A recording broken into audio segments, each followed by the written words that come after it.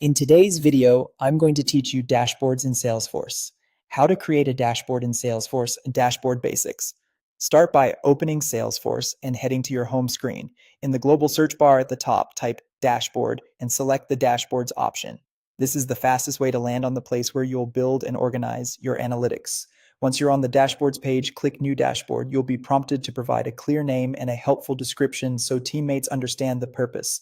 Then pick a folder to save it in.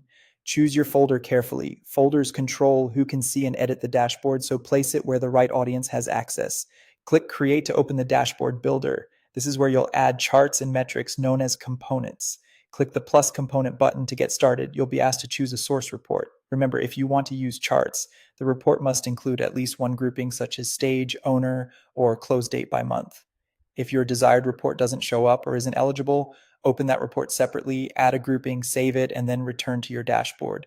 With your report selected, you can configure the visualization.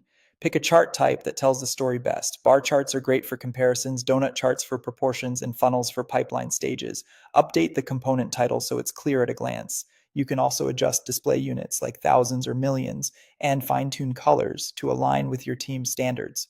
Aim for clarity over decoration. The goal is quick, confident decisions.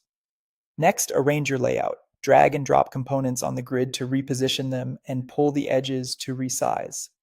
Place your most important KPIs or summary charts at the top or top left so they're seen first.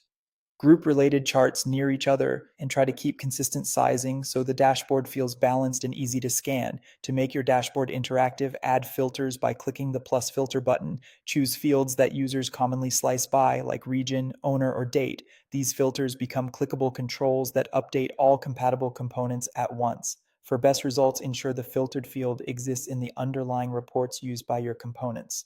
When you're satisfied, click Save and then Done.